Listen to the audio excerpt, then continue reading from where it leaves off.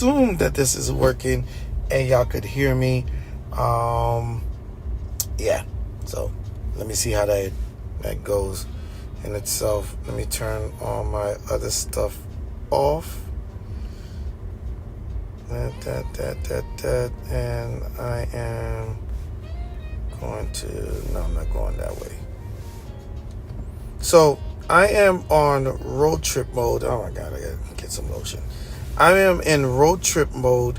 I got a reservation a little bit later, but I did not want to leave y'all without any charting suggestions or whatever the case may be. So I am trying to bridge the gap, and I think I finally figured out why it wasn't working before. So if you can type in the chat, because I supposedly I can see the chat, that if my audio is working, let me know. If it's not working, let me know. And I'm probably moving my lips that it's not working, and it is what it is at this point. But I'm going to go right to the charts. All right, so let's get to Trading View. Where are you, Trading View? There it is. So, let me not scare y'all. Let me load my other chart. Let's go with NQued.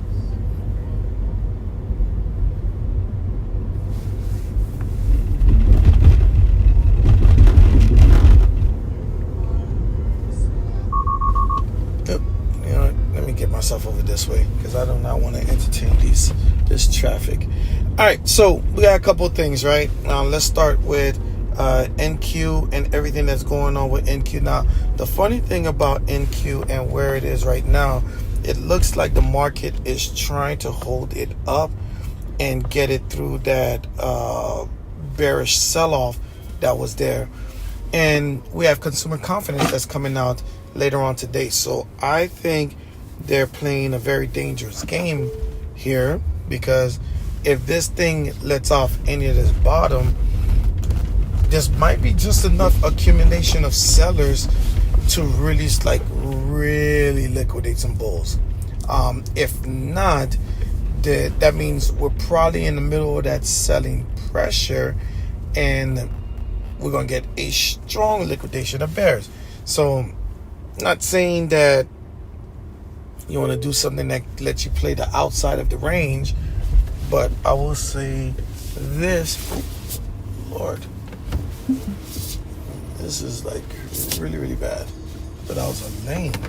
So, you know what I'm saying? I really don't know if they're going to liquidate that the bears or the bulls. But if you want to play something that's outside of the range, or gives you a strategy that plays both sides of that, maybe like a range breakout itself, that would be great.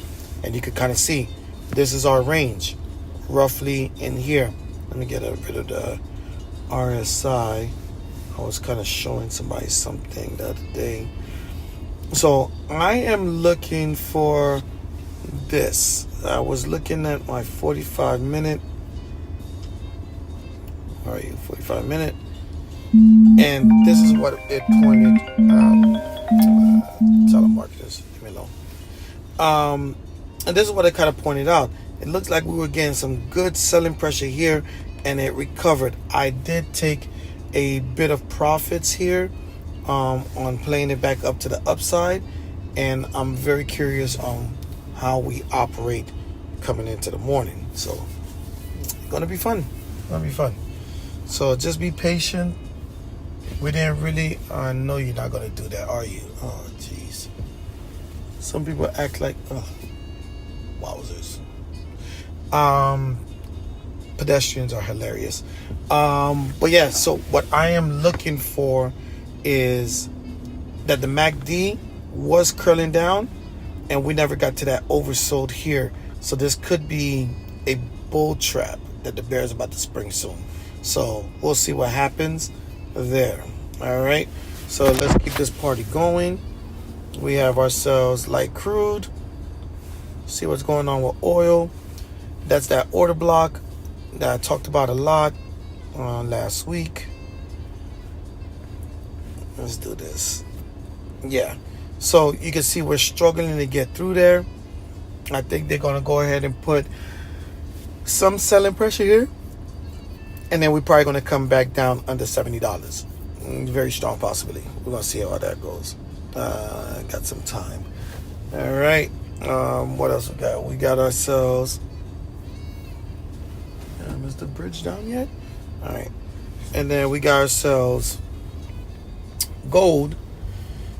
I kind of had a feeling that we was gonna top out a little bit, especially at that 2,700 level, and that's what's happening right now.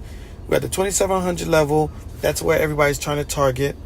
It's kind of giving you those reversal patterns, but you're starting to build that base again. And I think our high was 2,664. I would love for them to tap 2,700, then drop. Still a possibility. Let's go over. Let's see here.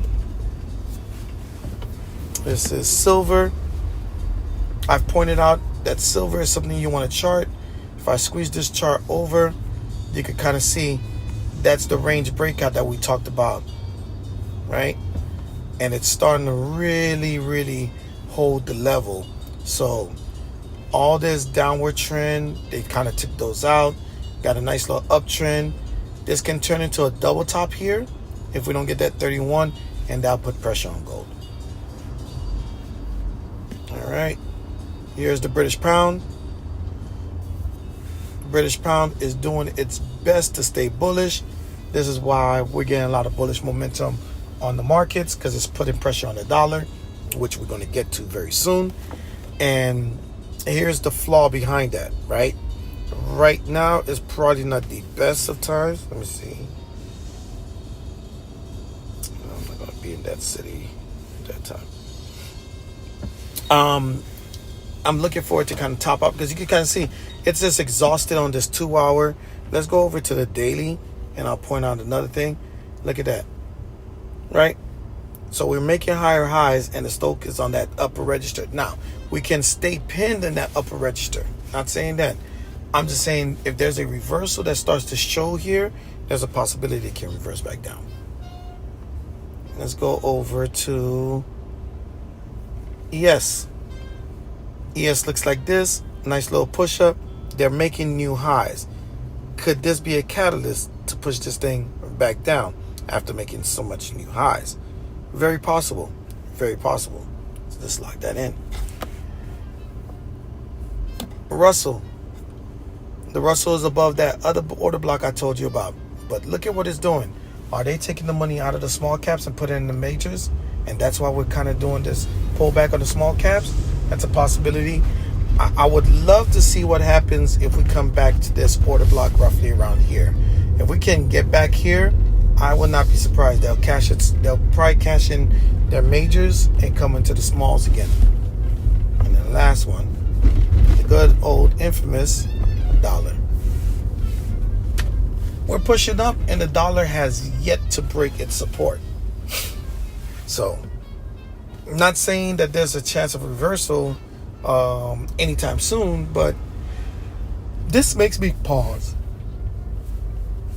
This makes me kind of like want to figure out what their intentions are, and if their intentions are to, kick in the door of the bulls, this will give you a nice little insight to that. All right, that said, I think I covered everything. Got like 8 minutes. Let's go ahead and plot out NQ. And then I'm going to look for some levels on some QQQ plays. Just in case we do play some puts. I don't know if we're going to do it, but we may. We may.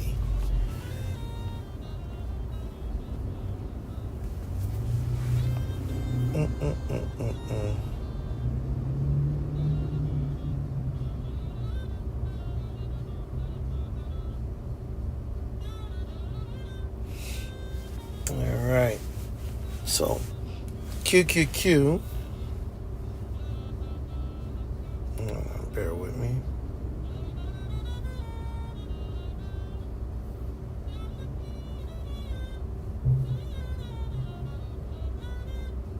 QQQ. 480 puts. That'll be very interesting. 480 puts. If I'm going to be on the call side,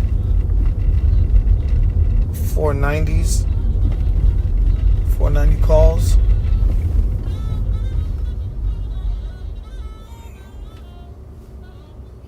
Pedestrians are pretty hilarious, like I said. They walk like they will not. Anyways, so I think 493 would be great. Alright, finally got to my destination. Let's go ahead and really get ourselves set up here. Boom! Not that, just gotta wait for the client to get here.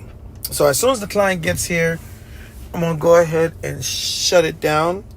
But you already know how I operate. We're on 15-minute orbs. I'm also working on my indicator.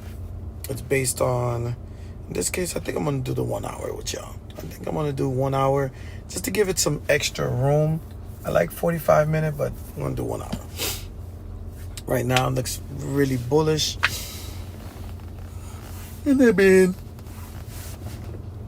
a little difficult right here.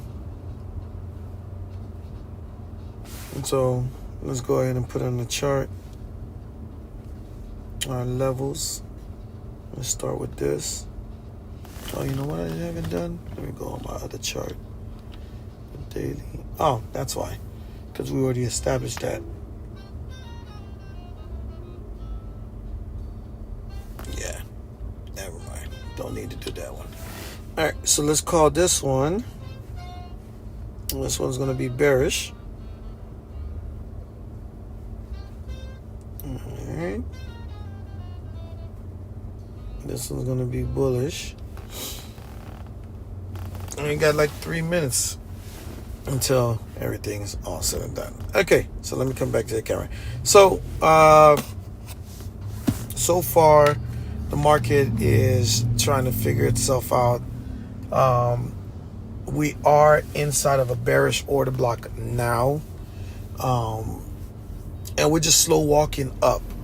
If any one of those bullish stop losses gets hit, I will not be surprised that this whole entire thing starts tumbling down and gets back under the block. Oh, you know what? Let me show you the block. That's probably the best thing I could do.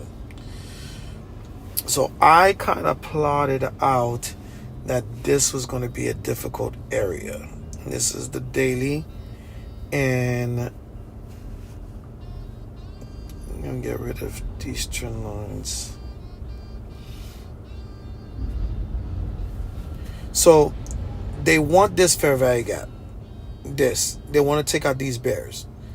And I was having a conversation with people in the community, and I was saying that fair value gaps don't always fill. So what I was curious about was, is the market bold enough to just accumulate new sellers inside of this area relatively? So that's pretty much the area of the gap. Now, here's the thing, and I taught this in one of my classes. These areas can get real wide fast. So we could be coming to even from here, and anybody that doesn't want it to get all the way up to this level, they're going to keep selling every time it gets to here. So that said, we're inside of it, right? We're trying to find ways to get past it. We did a nice little bounce.